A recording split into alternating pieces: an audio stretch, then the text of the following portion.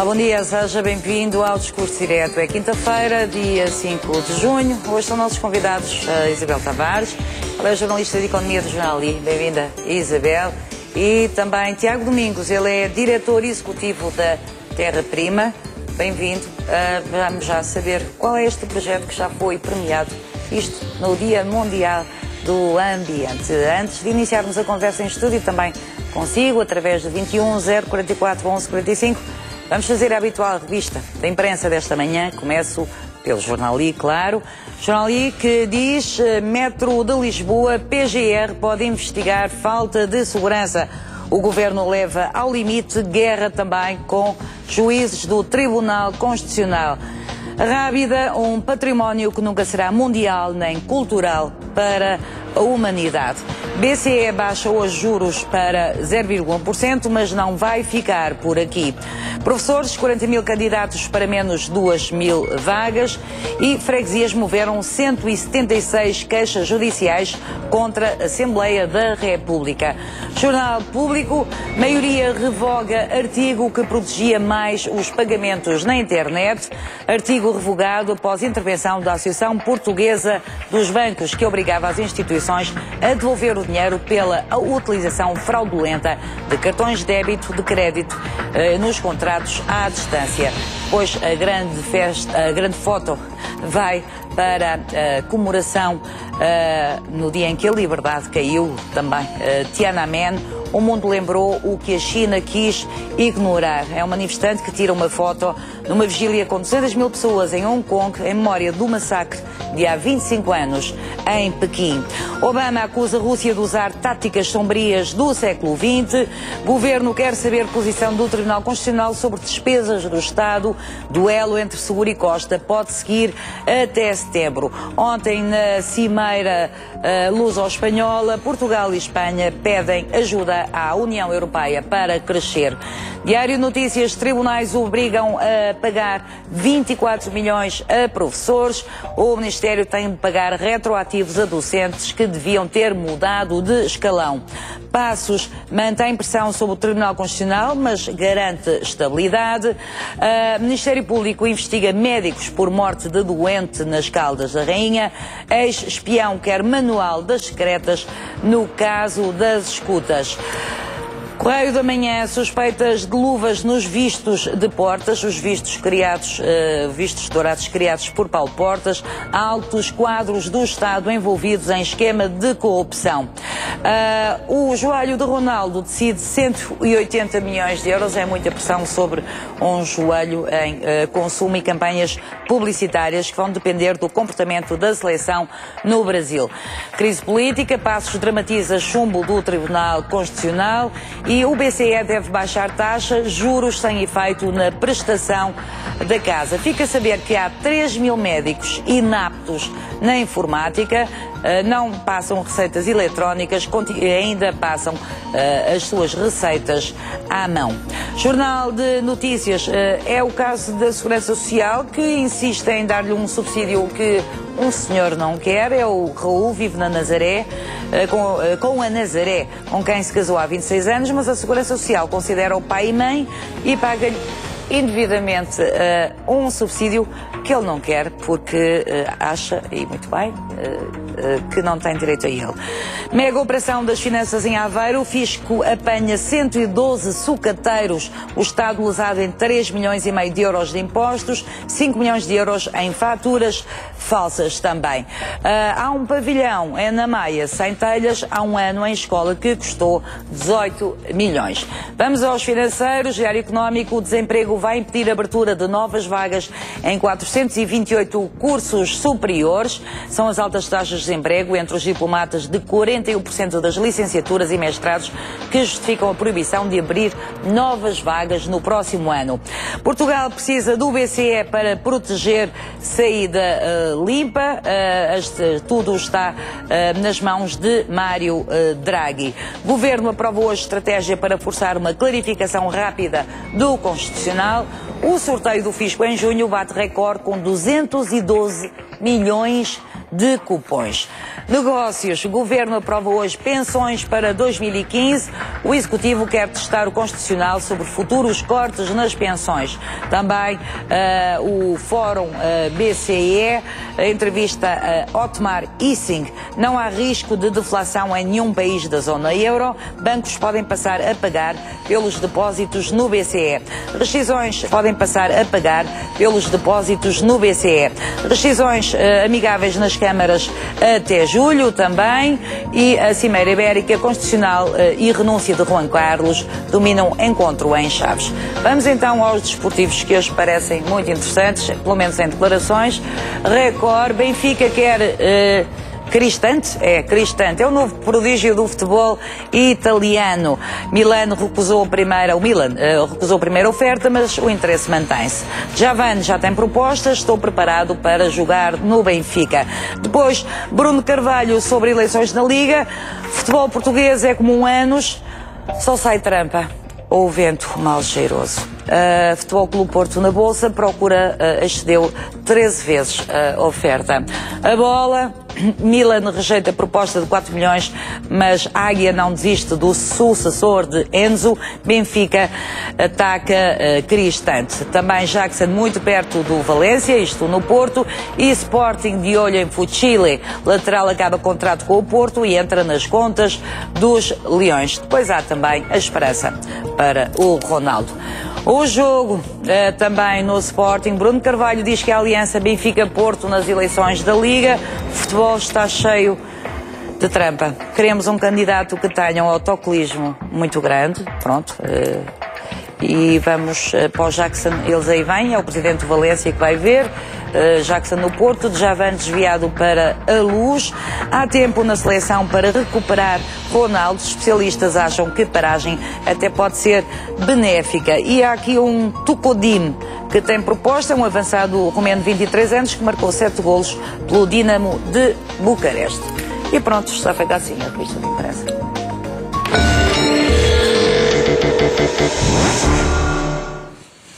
(21 044 1145), já sabe que é o número que pode e deve ligar para fazer parte deste programa. Isabel Tavares, bem-vinda. Tiago Domingos também. Notícias que queiram destacar? É melhor não falar de futebol. Não. Bom, vamos aonde? Eu destacaria esta crise em que nós estamos, que é esta crise política entre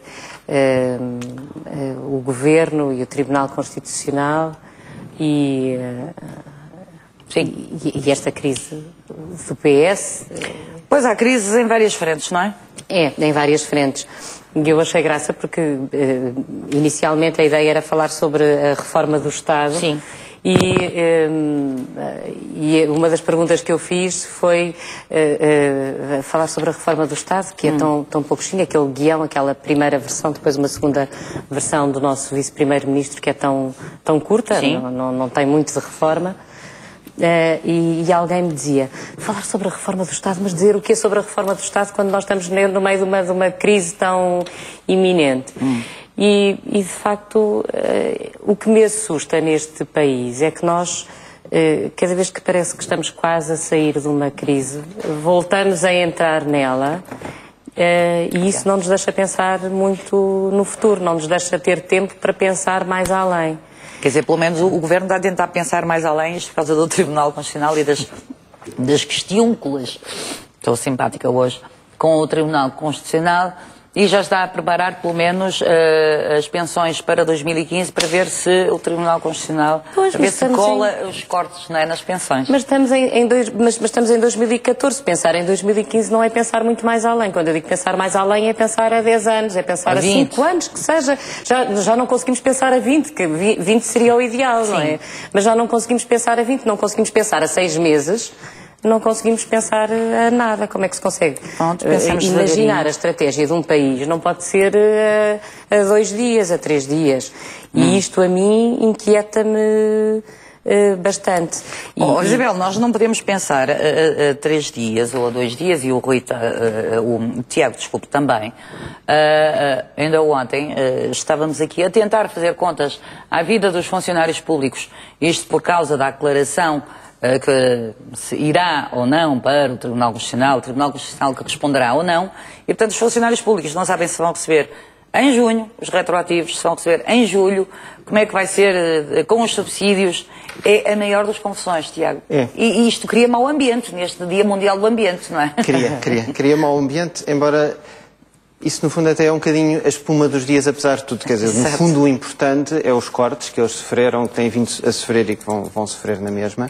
E pegando um pouco nesta questão do pensamento de longo prazo, de facto, cortes mal pensados e mal pensados em termos de estratégia. A administração pública, neste momento, em Portugal, está basicamente paralisada. E está paralisada pela desmotivação que estes cortes causam, mas está também paralisada por reestruturações sucessivas. Isto é um tema que tem sido muito pouco falado, mas por uma falsa ideia de poupança fundiram-se institutos atrás de institutos. Durante todo o processo de fusão, desde fazer o papel timbrado novo até mudar as chefias, até obviamente coisas importantes. Às vezes mudam os nomes, não é? Exatamente, e as pessoas já nem sabem o que é que terão que fazer e, portanto, em processos de reestruturação que não poupam praticamente nada, na melhor das hipóteses poupam 2 vogais de administração, mas não é isso que de facto poupa nada. O que se fez foi paralisar a administração pública. Eu acho que isto tem sido menos referido e é o problema principal. Um país só funciona com uma administração pública que funcione bem. E não é em tempo de crise, em que no fundo era preciso otimizar recursos, não é o tempo de crise, não é a altura de pôr a administração pública de pantanas, mudando tudo, reestruturando tudo,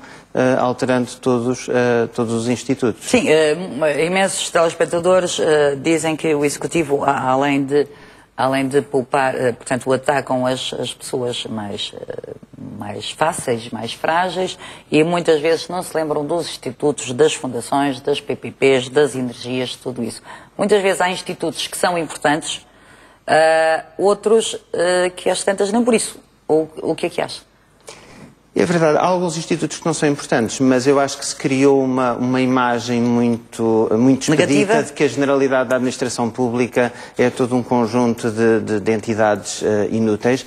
A maior parte das entidades da administração pública são úteis, são fundamentais e neste momento estão até depauperadas em capacidade humana para executar a sua missão. E depois também é interessante que há uma contradição curiosa no discurso das pessoas que enfatizam muito que era preciso extinguir institutos inúteis, mas depois é completamente tabu falar em despedir funcionários públicos. Exatamente. Ora bem, isto é impossível dizer as duas coisas. É impossível achar-se que é preciso extinguir institutos públicos para reduzir a despesa pública. E observatórios e tudo isso que nós temos. E depois não assumir que, se é essa a solução, então a solução passa por despedir funcionários públicos. Claro.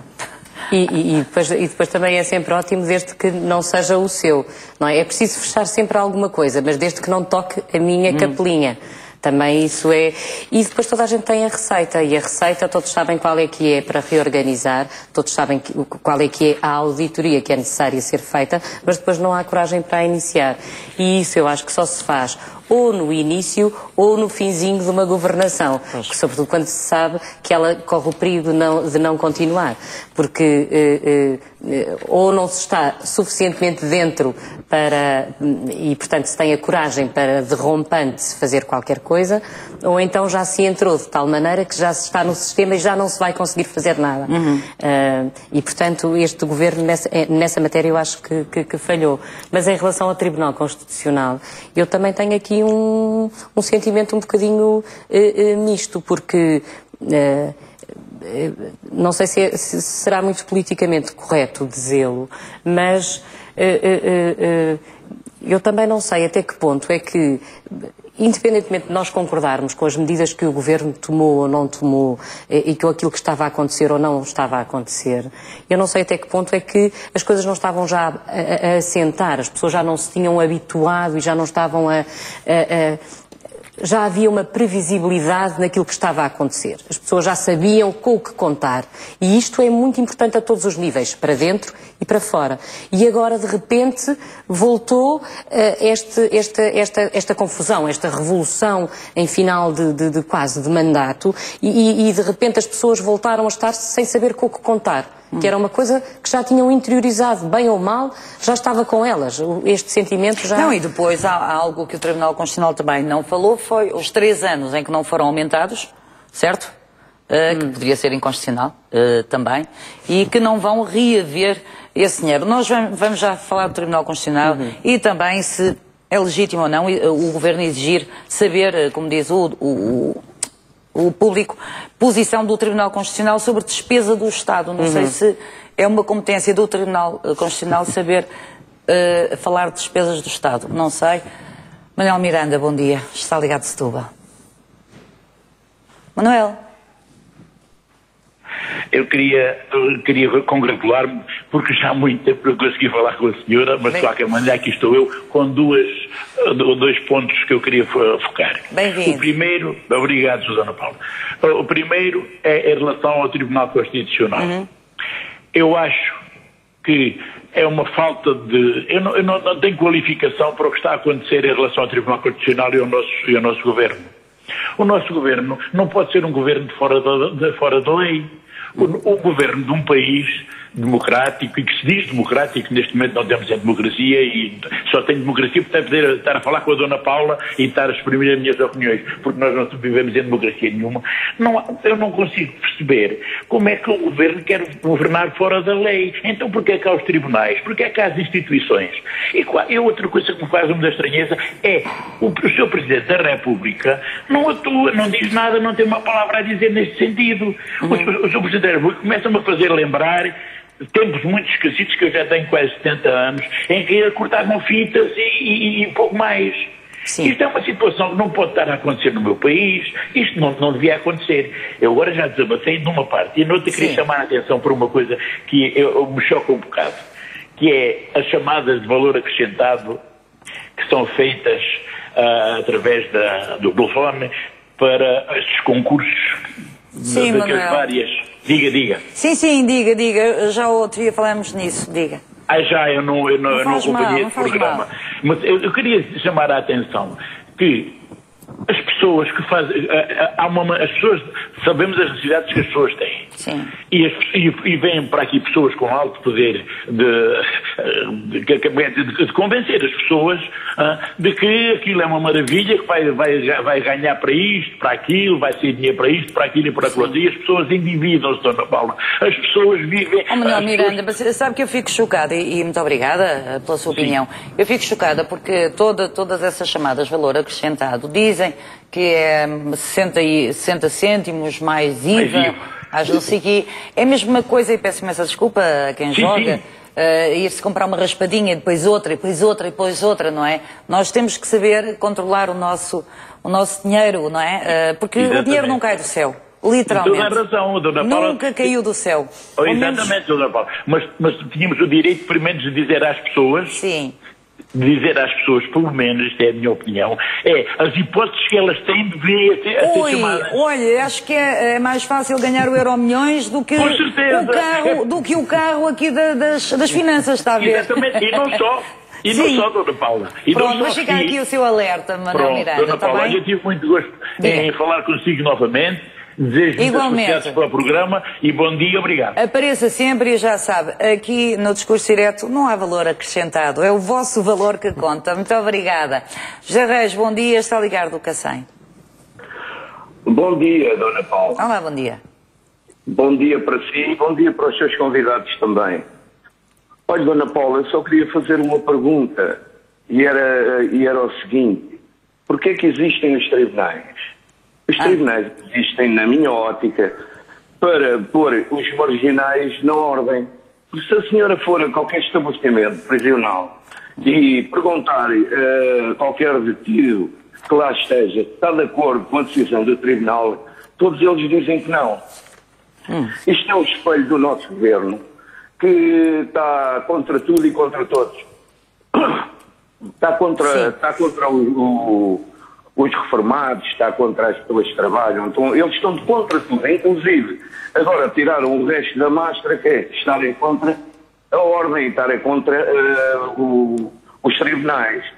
Sim. Portanto, o Estado está novamente a preparar mais um corte aos reformados. Eu ouvi esta notícia ontem, mas isto já nada disto me admira, porque o Estado, o Governo, é isto precisamente. Olha, Dona Paula, eu há pouco tempo comentei com a senhora que eu, como tenho uma reforma pequena, eu considero uma reforma pequena abaixo de 1000 euros. quando fizeram uma reforma média acima de 1.000 euros e quando fizeram uma reforma milionária acima de 5.000 euros. Isto é a minha ótica. Agora é assim, eu tinha comentado com a senhora que nunca me descontaram uma gestão de IRS na minha reforma. Sim. O ano passado, em 2011, deram-me só o luxo de me descontar, de me fazerem pagarem 441 euros de IRS, que eu nunca paguei na minha vida. E sabe quanto é que eu tenho agora ali para pagar, Dona Paula? Não. Tenho 600 euros para pagar de IRS. Estes homens são loucos, estes homens não sabem o que estão a fazer. Estes homens estão a dar cabo do povo, estão a dar cabo das pessoas, estão a dar cabo de tudo. Eu não tenho esta verba para pagar, Dona Paula. Não tenho, eu não vou tirar a minha pouca para dar ao Estado, para dar às finanças. Porque isto que estão a fazer não é mais nem menos que uma tortura ao povo português.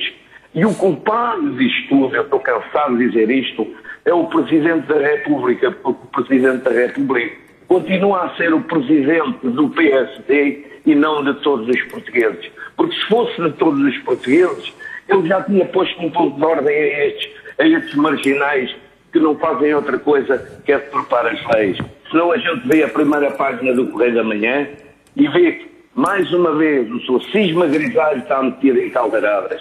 É isto, Dona Paula. É isto que nós temos. É isto que eu não me canso de combater e é isto que eu gostava que as suas convidadas também tentassem. Porque quando se critica um tribunal, deve-se primeiro criticar um marginal. É isto tudo, Dona Paula, e muito obrigado. Obrigada, José Reis, e força, e já sabe que, como é óbvio, esse dinheiro que tem para pagar de IRS não tem que o pagar de uma vez só, pode negociar com as finanças, ir pagando, pode e deve, porque temos esse direito, não é, Isabel? Claro, sim. E pode pedir o escalonamento desse escalonamento da dívida. E olha, faça uma coisa, vá arranjando mais faturas, assim, não é? Da farmácia, eu sei que é um plafond cada vez mais curto, não deve ter crianças a estar, pronto, mas coragem e peça para pagar tudo, para ir pagando, não é? Bom, eu estava a perguntar porque é que agora o Executivo já com esta da aclaração, aclaração, o esclarecimento ou não esclarecimento, porque é que ele pede, o Executivo exige saber a posição do Tribunal Constitucional sobre despesa do Estado? Porque no fundo... Primeiro é um Tribunal de Contas, não é? Mas o Tribunal de Contas... É para aprovar tudo e mais alguma coisa. Aprovar não. Para verificar, coitados. O Tribunal de Contas tem outra função. função. É verificar aquilo que já aconteceu. Sim, senhor, e então? O que é que eu não percebo? No fundo, o que Passos Coelho implicitamente está a pôr em causa e está a dizer é que os senhores juízes que estão a avaliar isto estão a tomar uma posição mais política e mais de gestão do país do que propriamente uma posição de lei. O que ele está a querer dizer, a meu ver, é que estes juízes não estão a avaliar a lei, não estão a dizer o que é que está legislado, o que é que a nossa Constituição diz ou não diz, mas estão a querer gerir o país. Basicamente, é isto que ele acusa o Tribunal Constitucional de estar a fazer. É tomar uma posição política e não a tomar uma posição baseada, fundamentada na lei. Não portanto, é? logo quer saber quer ter uma posição. Depois temos também as declarações de Pedro Passos Coelho, creio eu, ontem à noite, em que exige ou sugere que os juízes, os próximos juízes eleitos para o Palácio Raton tenham mais credibilidade, mais experiência. O que eu achei, no mínimo, muito estranho, atendendo a que 10 deles são escolhidos pela Assembleia da República. Não é? silêncio e tanta gente, não é? Não, é que há coisas que nos surpreendem. Há coisas que nos surpreendem, mas em relação a isto, e este telespectador disse uma coisa que eu acho que se percebe, que nós falamos muito de leis, mas nós todos sabemos que um jurista tão depressa defende uma coisa como o seu contrário, e nós conseguimos ter... Depende do caso e depende... Mesmo ontem à noite eu ouvia um constitucionalista muitíssimo conceituado dizer uma coisa, quando o ouvi e foi ele que escreveu sobre a matéria, que legislou sobre a matéria, há um tempo atrás, quando foi esta confusão de quantos mandatos é que poderia exercer ou não um presidente de Câmara, etc., e ele próprio tinha dúvidas sobre alguma coisa que foi ele que legislou. Sim. Então, se quem legisla tem dúvidas sobre aquilo que escreveu, como é que quem interpreta não há de ter dúvidas sobre aquilo que alguém, outro, escreveu, não é? Um terceiro escreveu. Portanto, isto tudo acaba por ser muito pouco claro. E, por exemplo, porque é que numa fiscalização preventiva os juízes têm, eu não sei, se calhar há uma explicação, mas porque é que numa fiscalização preventiva existem 25 dias para o Tribunal Constitucional se pronunciar e numa sucessiva é ad eterno, não tem prazo. O que é que faz com que o objeto da análise possa ser analisado em 25 dias num caso e o mesmo objeto de análise possa ser analisado ad eterno? Pois, são as 6 questões. Não sei. Eu se calhar, de qualquer forma, recuava aí um pouco, e tem a ver com a questão, de facto, de, principalmente num momento de crise, acaba por se exigir, são necessárias medidas que mais claramente poderão violar a Constituição, ou poderão violar algumas interpretações da Constituição. Mas é preciso ver que nós permanentemente estamos em permanente violação da Constituição, seja como for. A Constituição prevê o direito à habitação e o direito ao emprego, e mesmo fora de crise existem pessoas desempregadas. Claro. Portanto, cabe ao Tribunal Constitucional e cabe às pessoas que estão no Tribunal Constitucional fazer uma interpretação, e é disso que estamos a falar, uma interpretação da Constituição de acordo com, no fundo, um sentimento generalizado da população e de acordo também com alguma continuidade institucional. Mas também não sejam interpretações que mudam de mês para mês ou de ano para ano. Tiago Domingos, o que quer dizer que muitas vezes o Tribunal Constitucional não precisa de receber pedido de pareceres para dizer a Constituição não está a ser cumprida. Não é? Poderia ser o caso. A Constituição só pode ser cumprida na medida do possível, porque como é que se pode criar... Não, mas era isso, diz que todos temos direito a um emprego, à educação, à obrigar a que todos tenham um emprego. Como há uma série de agentes institucionais que podem solicitar a constitucionalidade, eu acho que a questão não está tanto aí, eu acho que a questão está até num outro aspecto, que é o Tribunal Constitucional ser constituído exclusivamente por juristas. Ora, o que se passa é que a interpretação das normas constitucionais numa série de aspectos, e no momento atual, do ponto de vista económico, exige saber economia. E, portanto, a questão de facto que se põe, e isto acho que é inevitável, as pessoas às vezes têm criticado o Tribunal Constitucional por potencialmente usar alguns argumentos económicos, mas isso é mesmo necessário, porque a interpretação de se as medidas são ou não legítimas, se é caráter de urgência, se isto é absolutamente necessário para a solvência e sobrevivência do país, isto exige, neste caso, conhecimentos de economia, e, portanto, deveria existir no Tribunal Constitucional quem tivesse conhecimentos de economia, tal como se depois a questão fosse de ambiente, hoje é o Dia Mundial do Ambiente, também deveria existir esse conhecimento. Aliás, algo que está para ser legislado também não tem nada a ver com o Tribunal Constitucional. Aprendi hoje de manhã a proteção de árvores históricas. Era um diploma de 1936.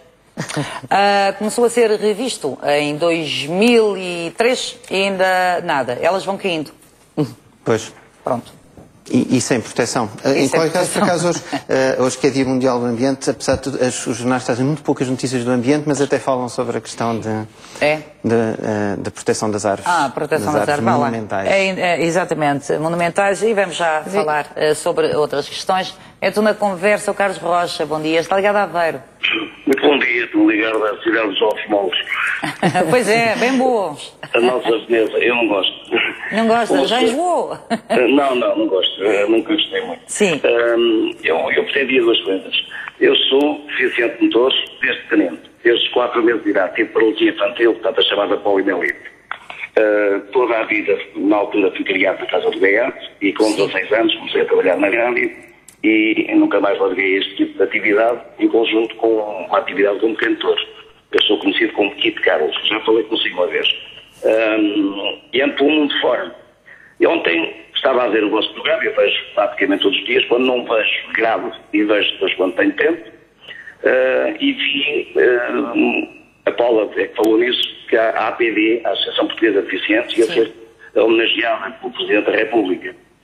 E a Paula dizia que era muito bom que essas instituições fossem homenageadas e que estivessem presentes, e etc., e que fossem realmente reconhecidas.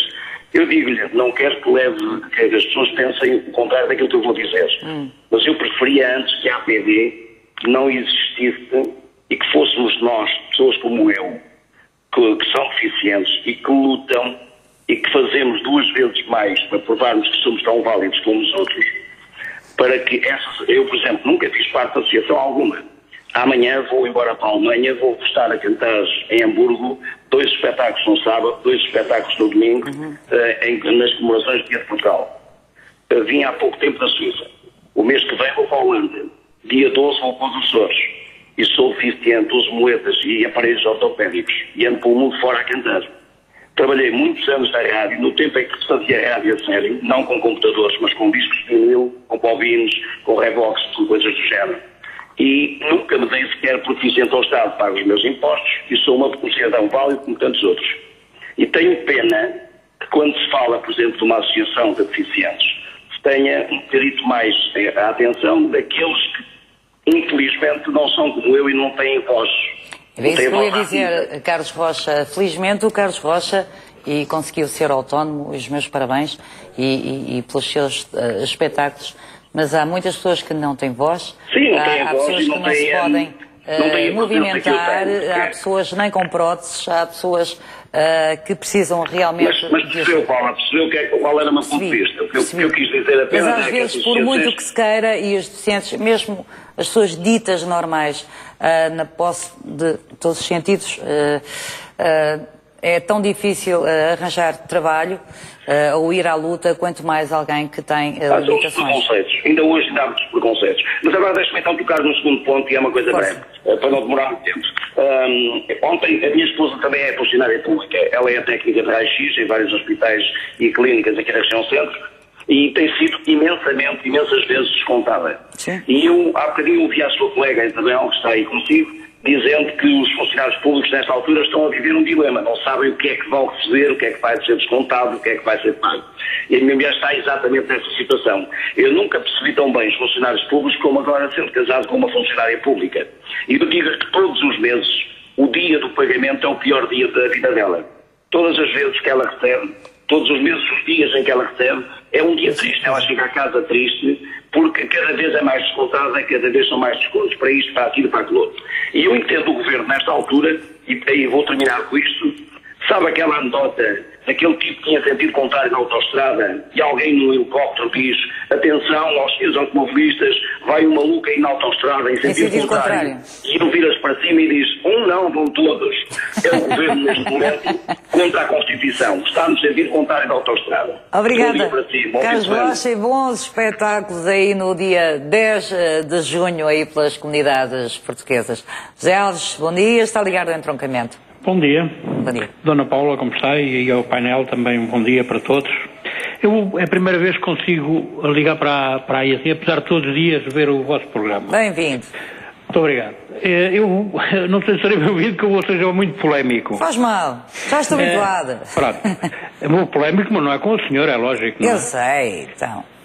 Eu acho que nós em Portugal, minha senhora, tivemos um golpe de Estado. Isto é a minha opinião. Nós analisamos que neste momento, o Estado, o Governo, o Presidente do Conselho, neste momento governa contra todos os portugueses.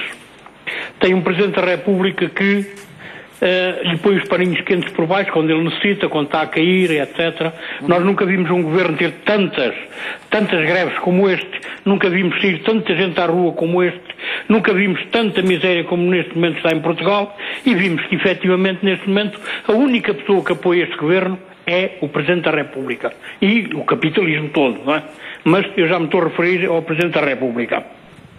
Acho que o Sr. Presidente da República devia ter um bocadinho de contenção naquilo que faz, até porque, aliás, nós nem sequer vimos, agora nas últimas eleições, o Sr. Presidente da República vir para a televisão comentar o que é que se tinha passado, não é? Acho que ele devia dizer alguma coisa ao povo e não o diz. Por isso, para mim, neste momento, nós temos um governo presidencialista. Isto é a minha opinião. Sobre o caso dos juízes, acho que o Sr. Primeiro-Ministro, ao dizer que tem que arranjar juízes com mais competência, eu acho que sim, que tem toda a razão. Mas nós também devíamos arranjar ministros e primeiros-ministros e etc., também mais competentes do que aqueles que lá estão, porque infelizmente estes que lá estão têm sido só para derreter Portugal e mais nada. Nós vimos o caso do Sr. Paulo Portas, que tem problemas e mais problemas. Ainda hoje no jornal vem o que é que se está a passar com os cartões dourados. Sim, mas atenção, calma, e deixe-me só fazer uma... E vai continuar a sua declaração. Este título eu creio que não é dos mais felizes, não é? Nos vistos de Portas, foi realmente Paulo Portas que despachou os vistos dourados para atrair investimento, o que não quer dizer que, e neste caso, Paulo Portas seja de todo suspeito. Há funcionários que se estão a aproveitar. Muito honestamente, acho este título infeliz. Tem o caso dos submarinos, sim, tem o caso dos torpedos, tem o caso dos pandurus. São casos a mais, não é? Acho eu que são casos a mais para um vice-primeiro-ministro numa instituição, sim, que nós dizemos democrática, porque se fosse efetivamente num país democrático, esse senhor já devia ter tido a dignidade de se demitir, não é? Bom, ele demitiu-se uma vez, mas estou convencido que, por outros motivos, ele foi obrigado,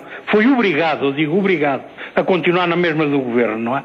Sim. Por isso, eu acho que efetivamente nós, sobre o que estamos neste momento a passar em Portugal, acho que nós continuo a dizer que temos um governo neste momento presidencialista e não um governo democraticamente eleito pelo povo, porque este primeiro-ministro já não tem credibilidade absolutamente nenhuma pelo povo. Dona Paula, era só isto que eu queria hoje dizer. Um abraço, não me quero alongar mais.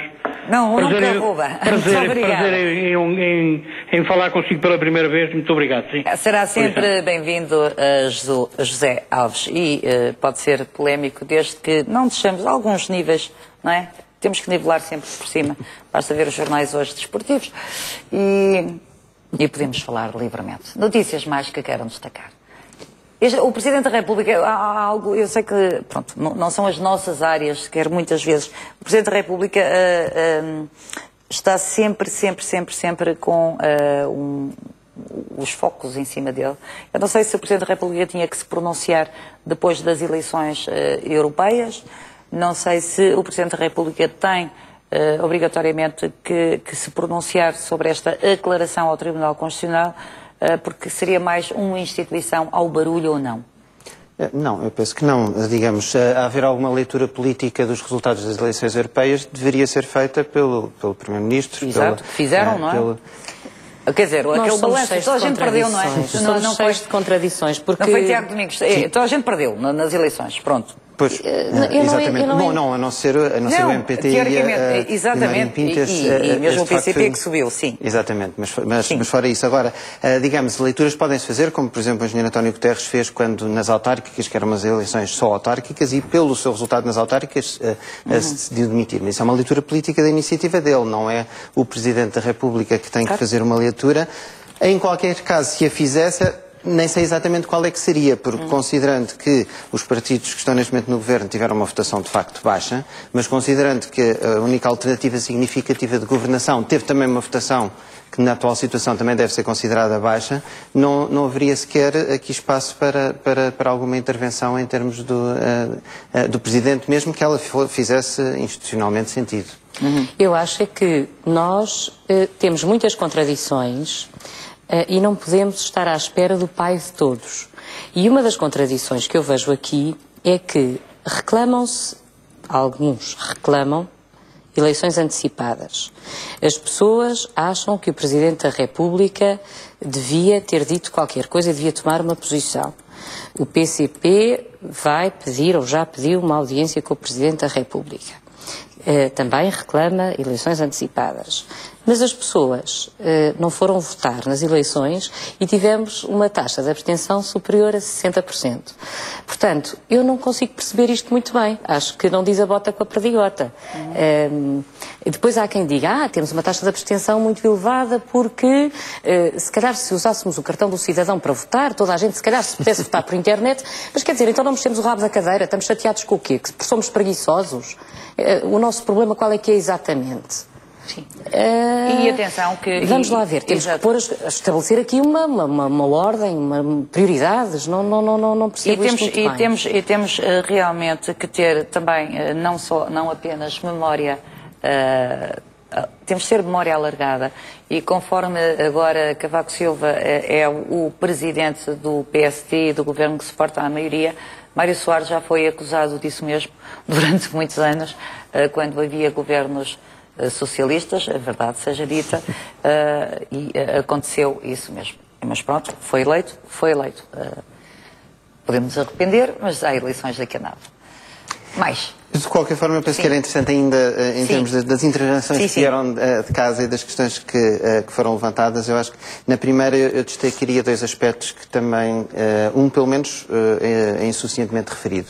E que está, naturalmente, tem a ver muitas vezes com as intervenções de reformados e tem a ver com a questão que tem estado permanentemente em jogo, que é a questão da idade da reforma. De facto, a idade da reforma tem que ser alterada para a sustentabilidade do sistema de segurança social, isso não há dúvida, e é demagogia quem diz que ela que a idade não precisa de ser prolongada. Agora, o que não é referido é que ela tem que ser prolongada cautelando situações graves de injustiça.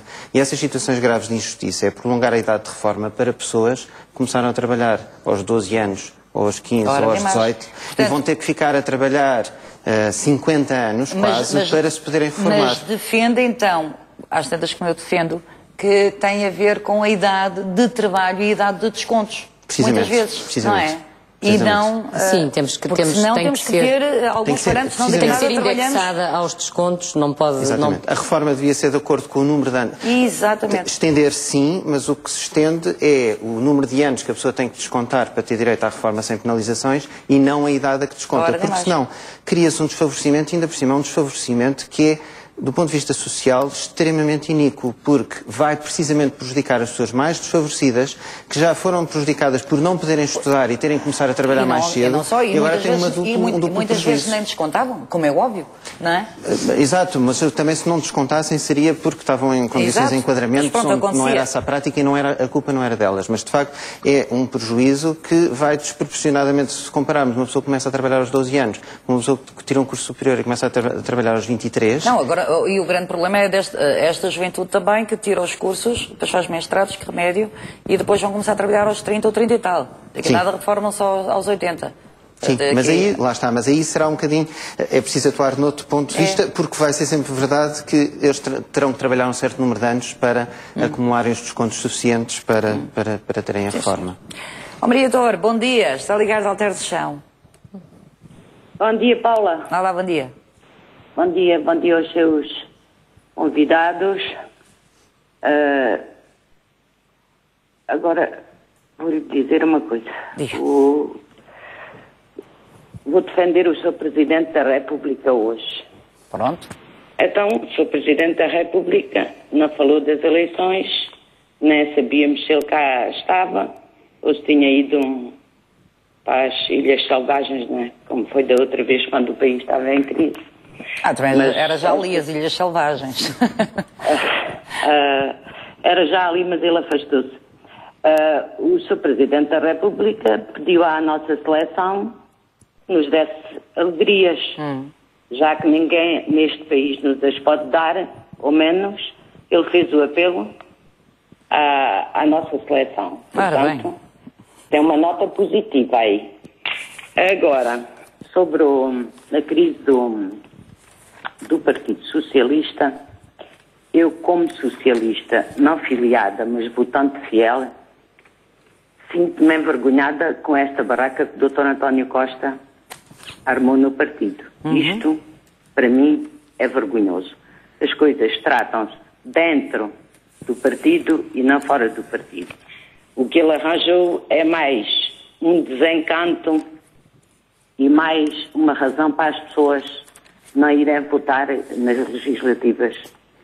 Sim. Isto é a minha opinião.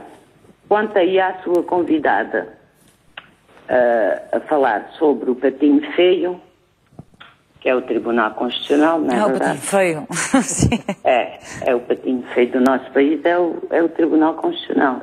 Segundo, aquilo que eu entendi, e se estou a entender mal, peço desculpa, aquilo que eu percebi que a sua convidada disse foi o seguinte: já que as pessoas já estavam habituadas a pão e água, então para que ir mexer? Será isto que a senhora não foi nada disso que eu disse. Maria Torre. Não foi nada disso que eu disse. Não? Muito rapidamente, Isabel, se quiseres explicar não rapidamente. Foi isto que eu entendi.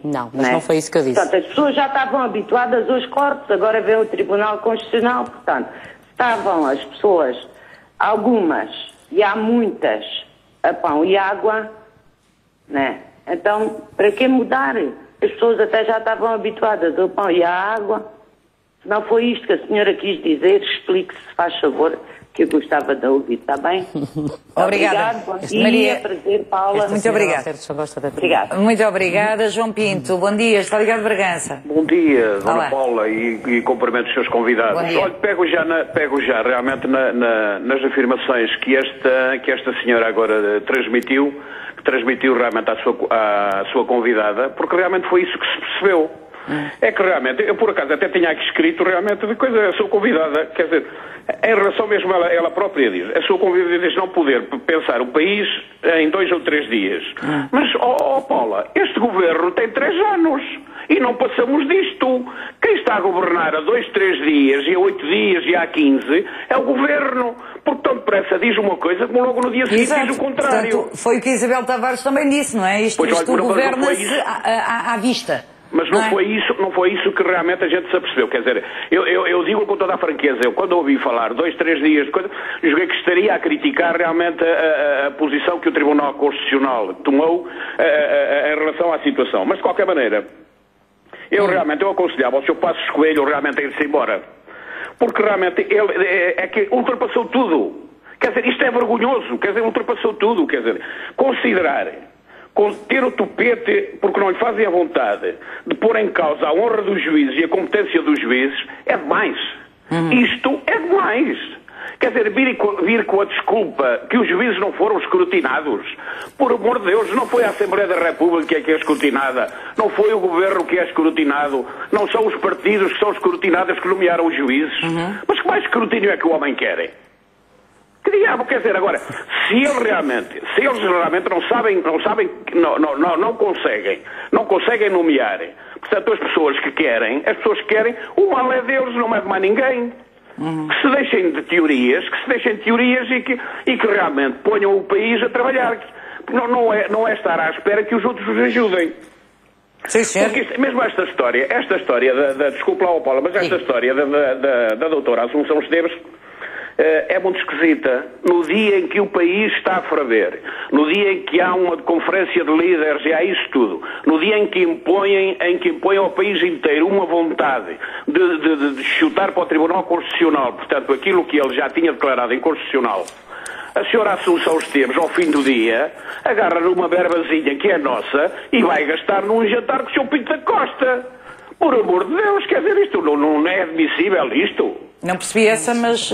Não, Paula, no mesmo dia, ontem, em que ela está... Sim, mas reuniu os líderes parlamentares. O João Pinto fez o que tinha a fazer, reuniu os líderes parlamentares, não tomou ela a decisão, como é óbvio. é um E agora, dia... se vai jantar com o Pinto da Costa, ou com o Luís Filipe Vieira, ou com o Bruno Carvalho... Não é só ela, Paula, não é só ela. Quer dizer, é isto... João Pinto, também se eu for almoçar ou jantar com alguém, às tantas também pago, e alguém me paga, não é? Por acaso não trabalho na Assembleia. Paula, não é a mesma coisa, porque a Paula não tem o dever para olhar por este povo. Não é? Até eu acho que temos todos o dever de olhar por este povo. Sim. Mas olha, agora já vai-me deixar deixar uma homenagem realmente a um homem que nos acabou de deixar, que foi o Sr. Aires Ferreira. Era um homem, este sim, um transmontano. Quero expressar realmente os meus respeitos e homenagem realmente a um transmontano de Gema, que fez o que pôde e o que não pôde pelo distrito e pelo Concelho de Moncorvo. Os transmontanos realmente estão mais pobres, o Concelho de Moncorvo está mais pobre. De maneira que eu tive o prazer, é verdade. Era um homem com pés e cabeça, Paula. A Paula sabe... Eu tive o prazer de o ter como convidado no Portugal Português. Era um homem do certo. Também era um transmontano de Gema. Era. As nossas homenagens eu quero lhe agradecer realmente eu ter tido a oportunidade de conviver com ele e agradecer-lhe tudo o que fez realmente pelo nosso distrito. Olha, só uma coisinha. Com coisinhas? Agora já não há coisinhas. Não, eu vou é o Presidente da República, não vou criticá-lo. Pelo contrário, agradeço ao Sr. Presidente da República e eu acho que muita gente neste país hoje está agradecida ao Sr. Presidente da República por aquilo que fez ontem. Eu também acho. Condecorar associações e instituições que são solidárias, que são realmente solidárias e, portanto, que não estão à custa, não vivem à custa do Orçamento do Estado. Sim. Portanto, é muito bom. Algumas têm alguns apoios. Agradeço ao Sr. Presidente da República esta atitude. Ao contrário do que o Sr. Passos Coelho fez, que foi ir visitar a Misericórdia e prometer ao Sr. Santana Lopes, portanto, que ia continuar como provedor da Misericórdia. João Pinto, desde que se esteja a fazer um bom trabalho e a honra seja feita também à Santa Casa da Misericórdia, eu peço imensa desculpa. É tudo mesmo, há contas para apresentar, e o que é verdade é que a Santa Casa da Misericórdia é um dos pilares também da ajuda, e se quiser, João Pinto, eu convido a ir.